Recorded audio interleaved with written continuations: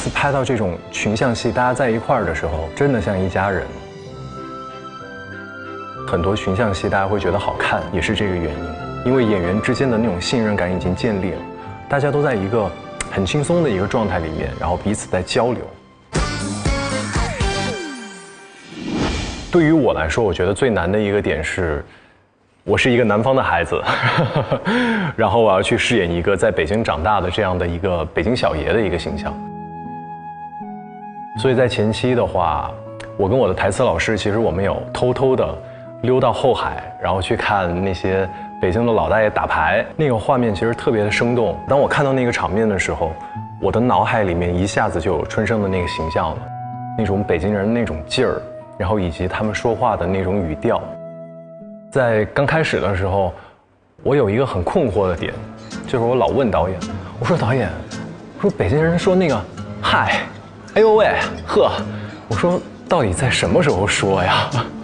然后导演说你不用刻意的去说这些东西，你只需要到你感情到的时候，你觉得你该说你就说，你不要有负担。嘿呦，没毛病。慢慢看剧的话，就看到肖春生的这个发型啊，渐渐发生了变化。从前期的这个有刘海的这个比较青春的这样的一个发型，到后面把头发梳上去，到后面的服装的话也会发生一些变化，可能会以夹克呀、西装啊偏多。一个好的场景跟道具的话，其实是可以帮助演员快速的入戏。啊，春生啊，哎，我快把这鞋给你搁这儿了啊。得嘞，谢谢你。哎，不客气。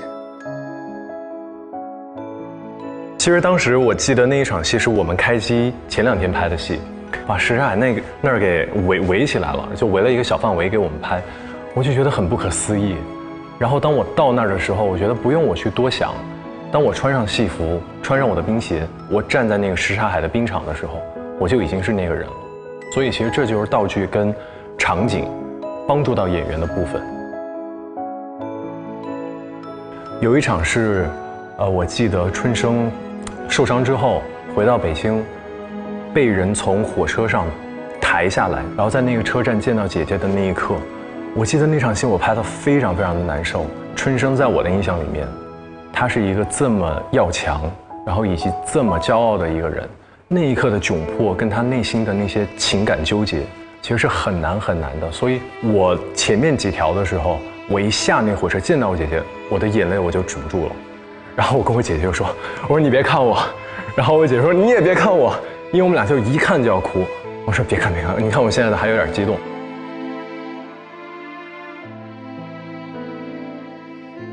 因为导演说你们这个时候不能流露出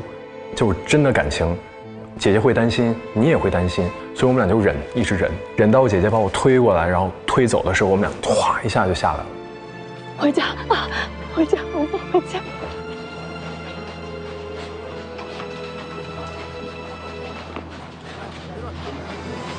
所以那场戏其实真的拍得很，我自己我觉得很感动。你只需要在那个情境里面，然后你付出你的真感情，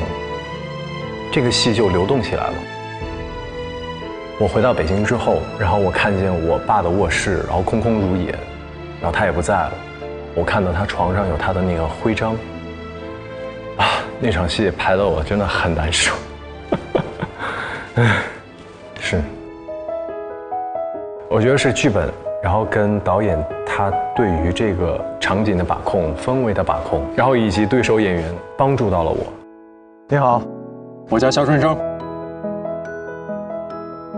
我看见观众经常说啊，孟海的这个剧情太紧凑了吧？我在演的时候，其实也会觉得非常非常的充实跟饱满，就感觉自己真的是陪他经历了很多，然后也很荣幸自己可以把肖春生这样的一个人生经历这么多的事情，呈现到观众面前。